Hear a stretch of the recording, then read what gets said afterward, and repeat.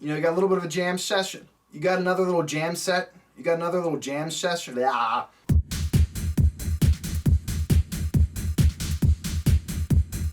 What's going on, guys? Welcome back to the channel. I'm your host, BJ Mambo. Tonight's episode, we're going to be talking about the second album from the Alice Cooper Band, Easy Action. Released by Straight Records in March of 1970, this album features 9 tracks and has a runtime of 34 minutes and 13 seconds. The cover is cool, a little bit of a unisex thing going on, can maybe pass as women, but not a bad cover. I heard they had a really bad experience with the label. Producer David Briggs and the band didn't really get along, so that was a bad experience. Probably didn't help with the album overall. But for what the album is, I think it's pretty good. Track 1, Mr. and Misdemeanor, 3 minutes and 5 seconds. I love the build-up.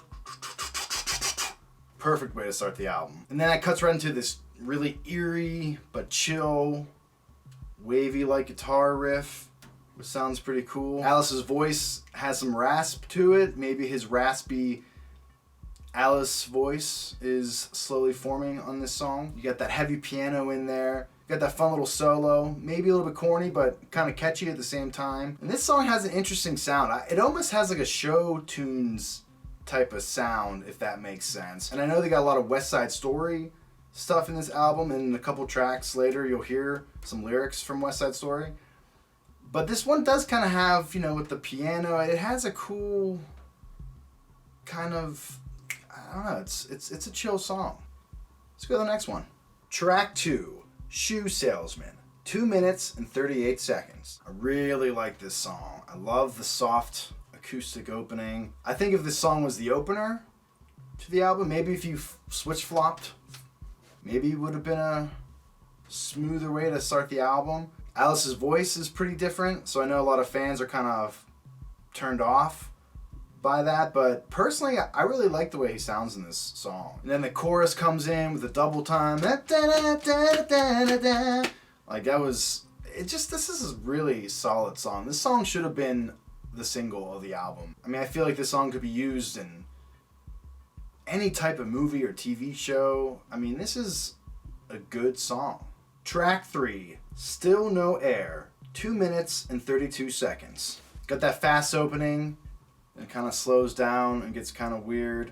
This song could have been off of Pretty's For You, for sure. This is definitely getting back into that psychedelic, tempo change, off-putting sound that I guess was their sound. You get those chaotic guitar riffs coming in. Then it jumps right into West Side Story, which is interesting, and we'll kind of come back a few albums later and School's Out. So that was kind of random, but okay, whatever. West Side Story, they're fans. They got the rights, I guess, to use it, however that works, so why not? Very interesting song. Probably my least favorite so far, but compared to the bad songs from the first album, this one's not so bad. Let's move on. Track 4. Below Your Means, 6 minutes and 41 seconds. So this is the closer to side A. Another great guitar riff coming in, very chilling, eerie sounding guitar again. The guitars kind of go back and forth, almost like dueling guitars in a way, if that makes sense. A few tempo changes again, but seems a lot more cohesive than track 3. So I'm kind of, digging this one so far. This song has a really long jam session, which I don't mind. I feel like there's a time and place for it, if that makes sense. Like if you're hanging out with people or chilling, you got some friends over, you got it in the background, music playing. A 3 to 4 minute jam session seems to work fine. But for my case, sitting here with the headphones, listening to it, that starts getting a little bit lengthy when it's just you and the song. So maybe the song drags a little bit, but you got some cool riffs in there. Nothing really jumped out to me, but not a bad closer to side A. So let's flip the album. Jump into side B. Track 5, Return of the Spiders, 4 minutes and 33 seconds. Finally, you got a nice little bass riff to open one of these tracks. It's quick, but it's there. Probably the heaviest sounding song so far. Alice's voice is nice and raspy and heavy and loud and extreme. The drums sound great, super fast playing, really stands out. You got another little jam session going on near the end, but this one was a lot more tighter and kind of just made the overall structure of the song feel just smoother, in my opinion. At the end of the song, you hear a voice saying, Do you want to hear playback? Whose voice was that? I don't know. Someone out there knows. Please comment. But yeah, great song. Probably my second favorite of the album. Let's move on. Track 6, Laughing at Me. 2 minutes and 12 seconds. This is a super chill song. Kind of coming back to that Beatles sound that Pretties for You had, but still not as much. Again, more killer riffs. In the solo, this nice chill little solo near the end, which sounded awesome. Yeah, a quick song, a tight song. I love how it ends. Solid song. I mean, so far, side B is off to a pretty damn good start. Track 7, Refrigerator Heaven. 1 minute and 54 seconds. This is the shortest song on the album, which is not a bad thing. The title, Refrigerator Heaven, comes back a little bit later on in another Alice Cooper album, which we will get to, so that's kind of cool, a fun little callback. I love the wind sound effect that opens the track and ends it, and with the other voices and sounds coming in. Sounds pretty creepy and cool. The vocals and melody at certain parts get kind of corny, but I feel like there's enough catchy stuff in there that I don't mind it. So they're still really holding on to that psychedelic sound for this song, which is cool. Yeah, another good song. This album, talking about it, I'm telling you, this album's not that bad. But getting close to the end, let's move on. Track 8, Beautiful Flyaway. 3 minutes and 2 seconds. I mean, come on, this melody is just too damn catchy. You know, got a few tempo changes again, but they really stick with that bam bam bam bam bam bam bam bam bam bam bam bam. They stick with that melody, which is just, like I said, even doing it right here, I was like, man, that's a catchy little thing. You know, heavy on the piano on this song.